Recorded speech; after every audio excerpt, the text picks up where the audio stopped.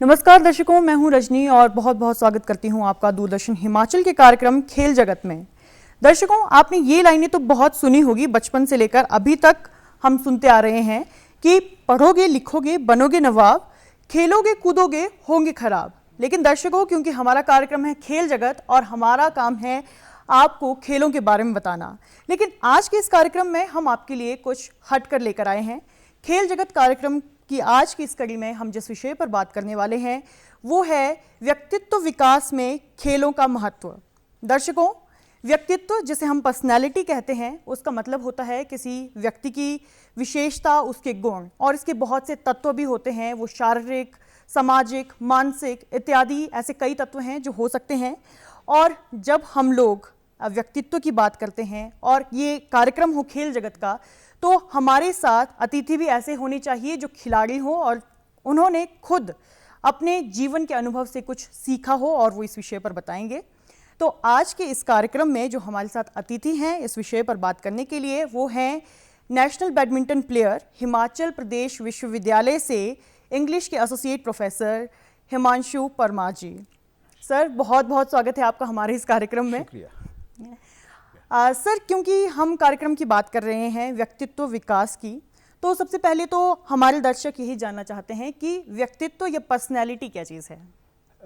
अपने अपने सबके एक पर्सपेक्टिव हो सकते हैं, बट मुझे लगता है कि आपका जो एक संपूर्ण मानसिक परिभाषा है जी, वो आपकी पर्सनालिटी होती है। आपका व्यक्तित्व जो है, आपके मस्तिष्क की जो परिभाषा आपको दिखती है, उसे व्यक्तित्व कहते हैं, जो मुझे लगता है 3 तरीकों से दिखती है। आपकी सोच और आपकी भावनाएं जो आपके व्यक्तित्व को बनाती हैं, और वो आपको दिखता है आपके व्यवहार के रूप में जी।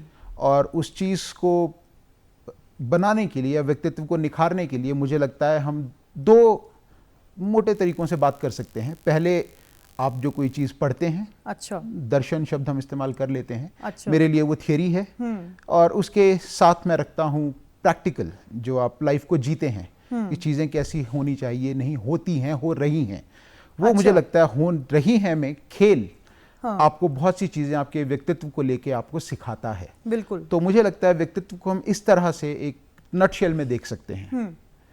बिल्कुल सही बात कही आपने कि जीवन में हमारी चीज़ें हो रही हैं, ये ज़्यादा मायने रख रहा है। लेकिन परमार जी, जब हम लोग बात करते हैं अपनी पर्सनैलिटी की, तो बचपन से ही हमारी पर्सनैलिटी डेवलप होना शुरू हो जाती है, ये मेरा मानना है।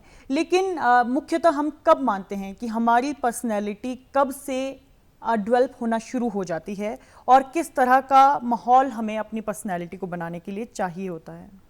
जी, ये अपनी पिछली बात से इसको आगे बढ़ाते हुए, जब हम ये कह रहे थे कि पढ़ना और खेलना 2 चीज़ें हैं, बिल्कुल, तो पढ़ने का जो आपकी ज़िंदगी में हिस्सा आता है वो बहुत लेट आता है। जो आप शुरू में सीखते हैं वो आप अपने लिव्ड एक्सपीरियंस या तजुर्बे से ही चीज़ों को सीखते हैं जी। जो मुझे लगता है कि बच्चे के लिए बचपन से ही शुरू हो जाता है, अलग अलग लेवल्स पे, जहाँ पे उसे कुछ चीज़ें बताई जाती हैं, कुछ चीज़ें उसे समझाई जाती हैं, कुछ चीज़ें जो कही जाती हैं कि सही हैं। उसको करते करते बच्चे का एक व्यक्तित्व धीरे धीरे डेवलप होता है। साइंस में हम कहते हैं हेरिडिटी एंड एनवायरनमेंट जी। बेसिकली वहाँ से आपका व्यक्तित्व का निखार मुझे लगता है बचपन से ही शुरू हो जाता है। बिल्कुल। तो सर, हम अगर आपकी बात करें, आप एक नेशनल बैडमिंटन प्लेयर रहे हैं और आपका रुझान भी ज़िंदगी की किसी मोड़ पर बैडमिंटन में आपका रुझान होना शुरू हुआ होगा, तो आपकी बैडमिंटन की जो जर्नी है वो कहाँ से शुरू हुई है? ज़िंदगी की बड़ी विषमता ये है कि हम थियरी और प्रैक्टिकल को अलग रखते हैं, पर जब आप जीते हैं तो ये चीज़ें साथ आती हैं जी। तो बचपन में खेलना इसलिए शुरू हुआ था कि मैं बीमार हुआ था एक दफ़ा, बहुत छोटा था, शायद 1.5 साल का होऊंगा। 1.5 साल? हाँ जी। तो वो मेनिंजाइटिस कहते हैं उसे। तो मुझे हुआ था, तो जब डॉक्टर के पास गए तो डॉक्टर ने मेरे माता पिता को ये कहा कि इसे किसी शारीरिक गतिविधि में डालिए, some physical activity is important for him जी।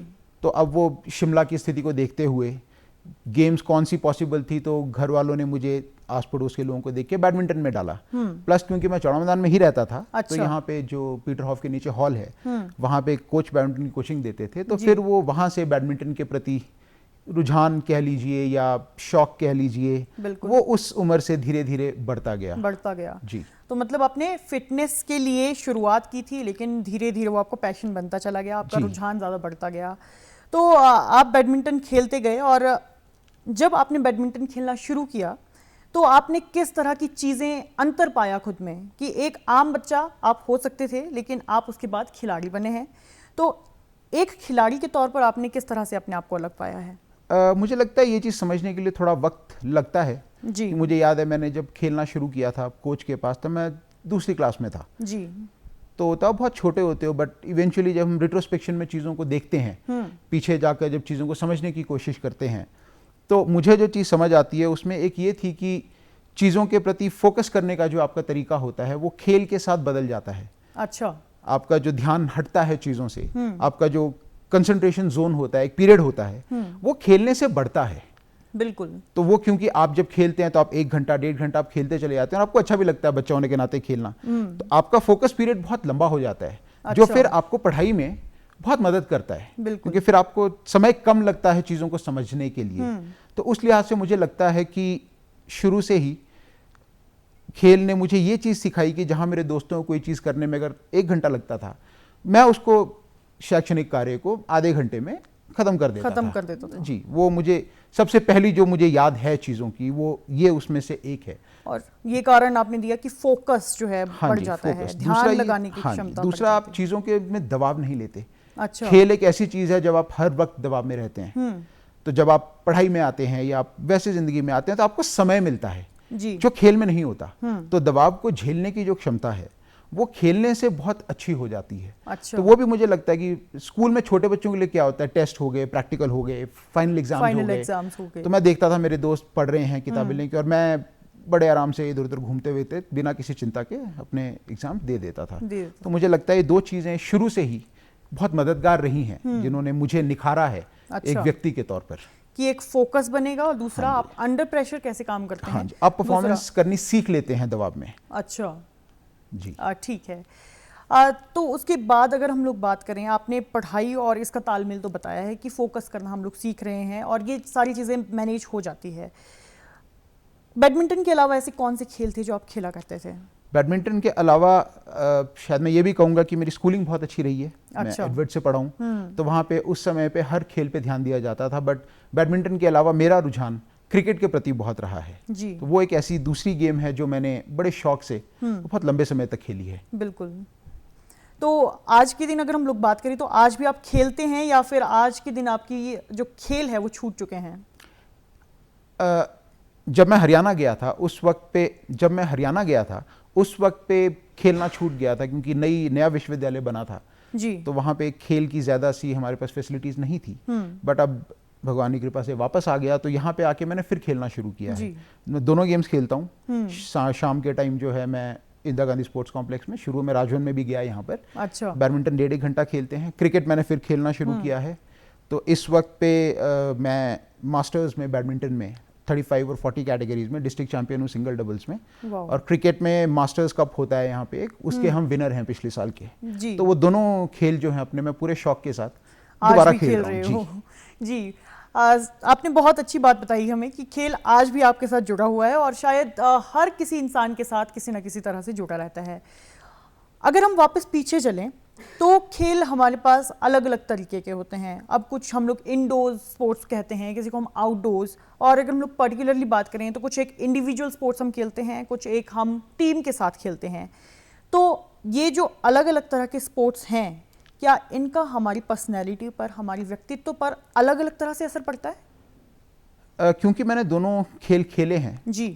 ये कोइंसिडेंस हुआ कि बैडमिंटन एक इंडिविजुअल स्पोर्ट है जिसमें आप सिंगल्स खास तौर पे इंडिविजुअल हो जाता है, डबल्स में आप थोड़ा सा टीम इवेंट की तरफ जाते हैं। बिल्कुल। बैडमिंटन में टीम गेम्स भी होती हैं जिसमें आपके 5 मैचेस होते हैं। उसके अलावा क्रिकेट तो अपने आप में एक टीम गेम ही है। बिल्कुल। तो मुझे लगता है कि इन दोनों चीज़ों से मैंने बहुत अच्छी चीज़ें जो हैं वो सीखी हैं। जैसे व्यक्तिगत स्पर्धा में, सिंगल्स में हम ये सीखते हैं कि कैसे आपको खुद अपनी मेहनत से चीज़ों को करना पड़ता है जी। क्योंकि आपकी मदद के लिए वहाँ कोई नहीं होता, कोई नहीं होगा। तो आपको अपनी मेहनत है और दूसरा भी मेहनत करेगा, तो आपको उस लिहाज से सिर्फ अपना और अपने प्रतिद्वंदी के बारे में सोच के खेलना है। जब आप कोई म गेम खेलते हैं, चाहे बैडमिंटन की डबल्स ही हो, मुझे लगता है 1 से ज़्यादा होती है आपकी टीम गेम हो जाती है, तो उसमें एक वो जिसको हम टीम वर्क कहते हैं वो बहुत अहम हो जाता है। बिल्कुल। और उसकी वजह बहुत सीधी है, बैडमिंटन मैंने बहुत खेला है।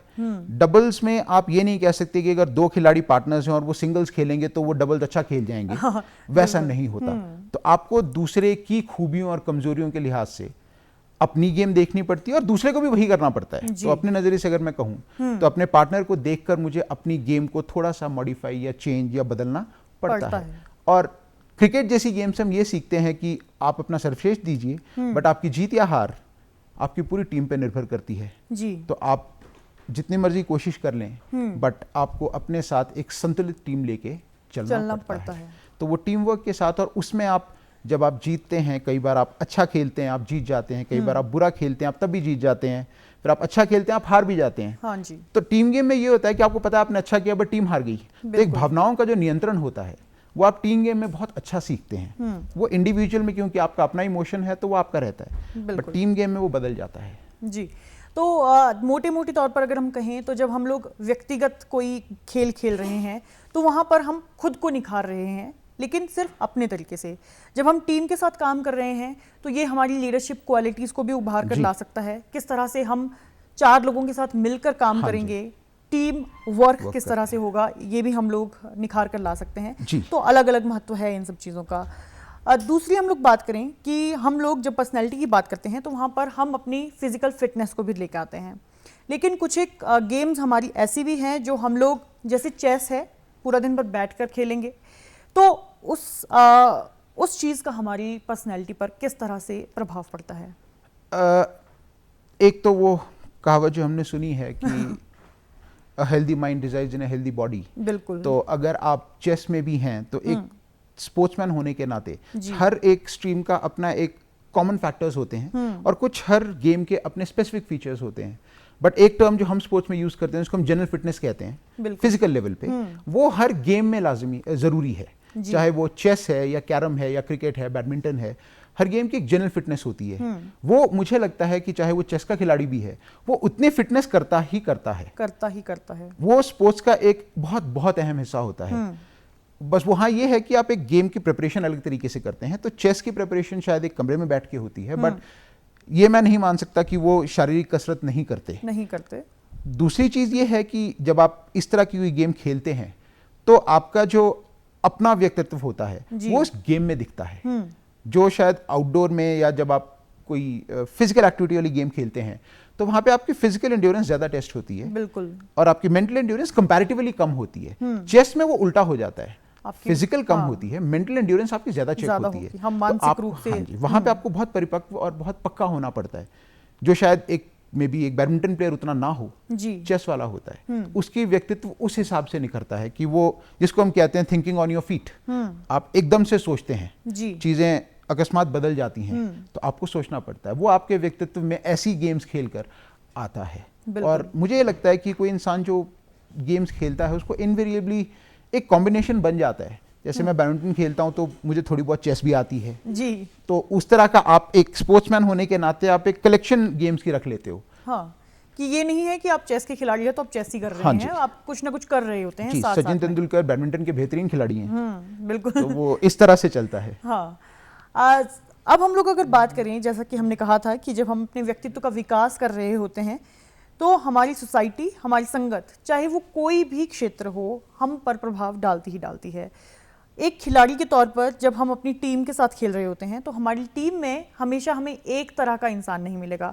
अब जैसे हमारे स्टूडेंट्स ही हैं, वो अगर एकेडमिक फील्ड में जैसे डेक्लेमेशन है या फिर बाकी चीज़ें हैं, क्विज़ में कंपटीशन कर रहे हैं, तो वो एकेडमिक फील्ड में ज़्यादा हैं। लेकिन हमारे जो खिलाड़ी स्टूडेंट्स हैं वो खिलाड़ियों के साथ हैं।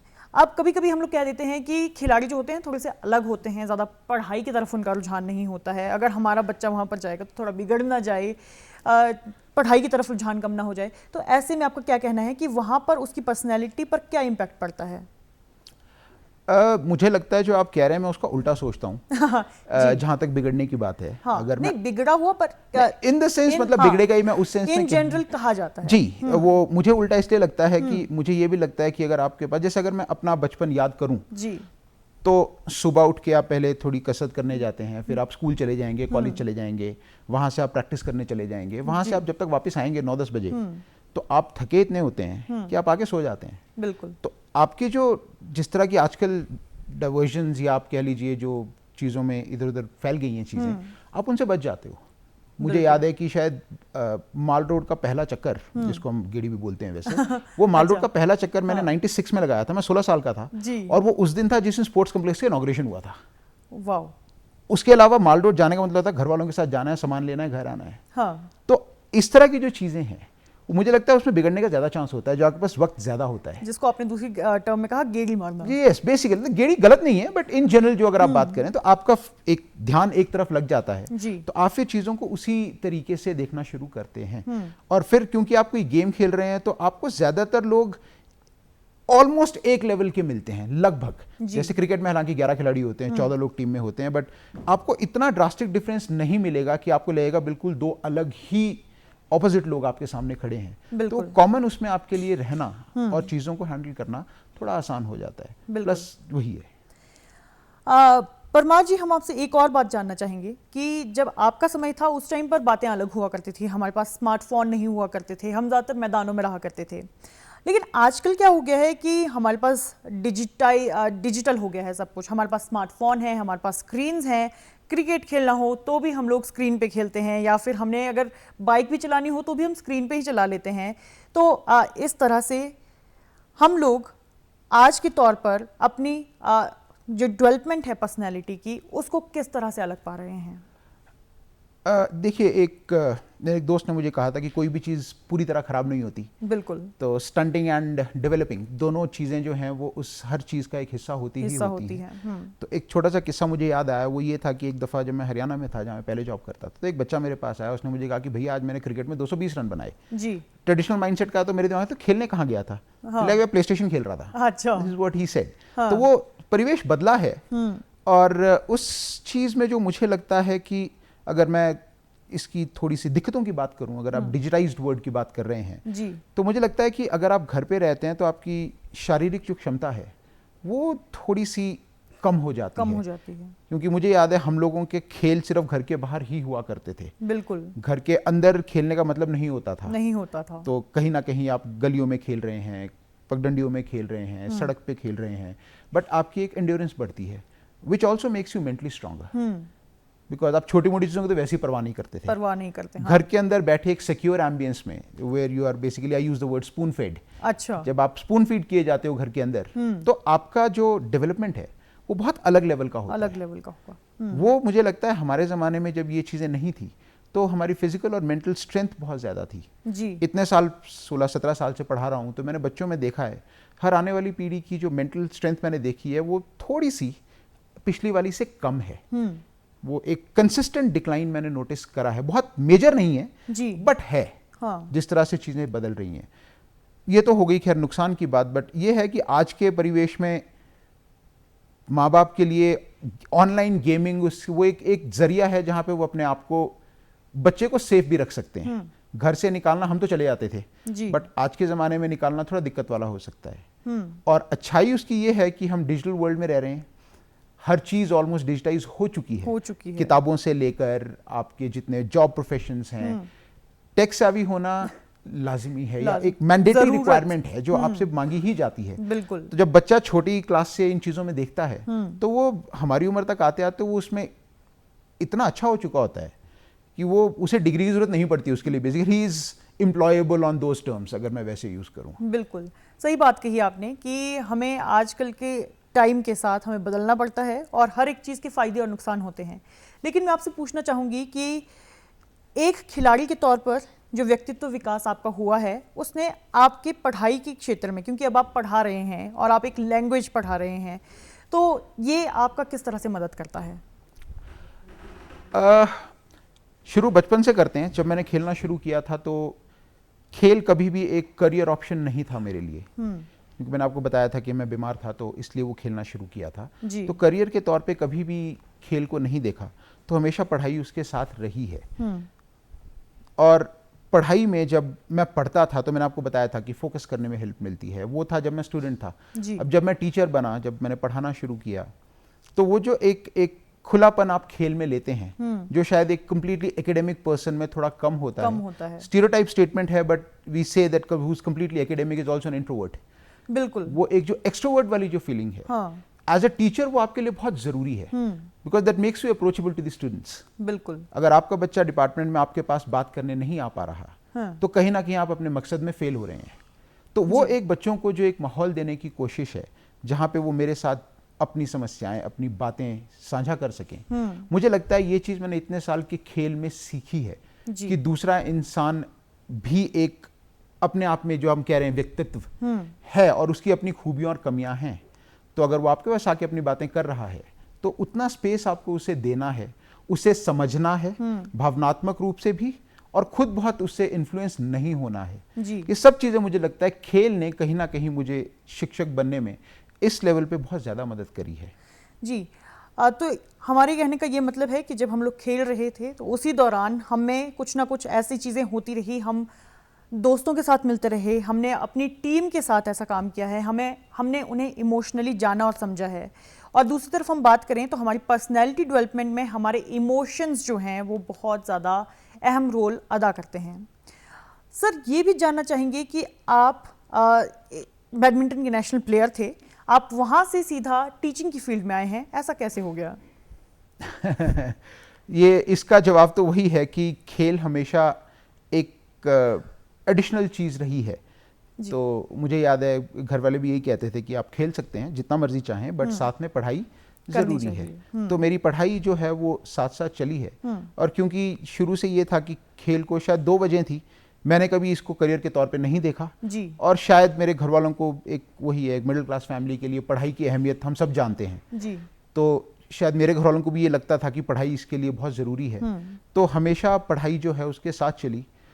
टीचिंग, मेरे घर में बहुत लोग टीचर्स हैं, तो teaching is something which I have always loved ji. तो स्पोर्ट्स में नहीं करियर कभी सोचा, तो teaching was one of the top option that I had. बिल्कुल। Not the top most but one of the top most. Okay. इसलिए तो परमा जी, आप क्या कहना चाहेंगे कि जो हमने पंक्ति शुरू में कही थी कि खेलोगे कूदोगे बनोगे खराब, होंगे खराब, तो आज के दौर पर भी क्या ये चीज़ें रखती है, महत्व रखती है, या फिर ये लाइन पूरी तरह से खारिज की जा सकती है? खारिज करना थोड़ी ड्रास्टिक स्टेटमेंट हो जाएगी, तो let's not get into extremes. But मुझे ये लगता है कि अगर आप व्यक्तित्व की तरफ देखें तो जब आप कोई चीज़ खेलते हैं, जैसे मैंने शुरू में कहा था कि 3 बेसिक आयाम हैं, आपकी सोच, आपकी भावनाएं और आपका व्यवहार। आपकी सोच सकारात्मक होनी चाहिए, उस सकारात्मकता में खेल का बहुत महत्व होता है। आप कोई चीज़ आखिर तक नहीं छोड़ते, आप दूसरे की इज्जत करना शुरू करते हैं। आप ये समझते हैं जो कि एक रूल्स होते हैं, एक स्पोर्ट्समैन स्पिरिट होती है जी। उसके बीच का फासला बहुत महीन होता है, बट एक खिलाड़ी के तौर पे आप ये समझते हैं कि जो चीज़ स्पोर्ट्समैन स्पिरिट के खिलाफ हो और चाहे वो रूल्स के दायरे में आती भी है, आप उसको नहीं करना चाहेंगे। You will understand the difference between being ruthlessly rule bound and being a genuine sportsman. तो जो फर्क मैं कहता हूं कि being a player and a sportsman, ये 2 अलग अलग चीजें हैं। तो वो आपकी सकारात्मकता आती है, आप भावनाओं को पे नियंत्रण सीखते हैं। आप जीतते हैं, आप खुश होते हैं, आप हारते हैं, आप दुखी होते हैं, बट उसका मुद्दा एक होता है कि आप देखते हैं आपने क्या किया, और आपका व्यवहार, आप डिसिप्लिन सीखते हैं, जो शायद मुझे लगता है, मे बी मैं गलत भी हो सकता हूं, बट मुझे लगता है पढ़ाई में उतना अनुशासन नहीं चाहिए जितना आपको खेल में होता है। क्योंकि पढ़ाई अगर आप 2 महीने नहीं करेंगे तो आपको चीजें याद रहती हैं, बट 2 महीने ना खेलने का नतीजा आपके शरीर के साथ, आपका शरीर खत्म हो जाएगा, आपकी गेम खत्म हो जाएगी, फिर आपको 0 से शुरू करना पड़ेगा, जो पढ़ाई में कभी नहीं होता। तो उस लिहाज से मुझे लगता है कि खेलना बहुत आवश्यक है जी। और अब तो क्योंकि जब हम खेलते थे इतने अपॉर्चुनिटीज नहीं थी, बट आज के समय में इवन बैडमिंटन एक करियर ऑप्शन है। आपके पास बहुत सारी कोचिंग एकेडमीज खुल गई हैं, हिमाचल में बहुत हैं जी। तो उस चीज़ के लिहाज से हम खेल को आज पढ़ाई के साथ चला सकते हैं। मैं ट्रेडिशनल तो ये भी कहता हूँ पढ़ाई बहुत ज़रूरी है, बट खेल के साथ चल सकती है। खेल के साथ चल सकती है। तो एक तरह से हम कह रहे हैं कि बदलता समय आ रहा है और आज के दिन हमारे खिलाड़ियों को, क्योंकि परमा जी शायद एक समय था जब हम लोग कहते थे कि खेलों के क्षेत्र में खिलाड़ियों का करियर शायद नहीं बन सकता है, लेकिन आज वो बदलाव होते दिख रहे हैं। जी। परमा जी, आपका बहुत बहुत धन्यवाद करेंगे हम कि आप हमारे कार्यक्रम में आज मुख्य अतिथि के रूप में उपस्थित हुए और हमारे दर्शकों को आपने बहुत ही खास बातचीत बताई है, बहुत ही अच्छी जानकारी भी दी है। तो दर्शकों, आज के इस कार्यक्रम में हमने जाना और समझा है कि पर्सनैलिटी या व्यक्तित्व का मतलब सिर्फ हमारे शरीर से, हमारी फिटनेस से, हमारी फिजिकल फिटनेस से नहीं है। हमारा स्वभाव कैसा है, बातचीत कैसी है, हमारी बाकी गुण कैसे हैं और किस तरह से खेल हमारे व्यक्तित्व के विकास के लिए महत्वपूर्ण है। उम्मीद है आपको ये कार्यक्रम कुछ अच्छा लगा होगा, कुछ हटकर लगा होगा और अगले कार्यक्रम में भी हम आपके लिए कुछ ऐसी ही चीज़ें लेकर आएंगे। आप हमारे साथ बने रहिए, हम आपसे मिलेंगे अगले कार्यक्रम में। तब तक के लिए नमस्कार।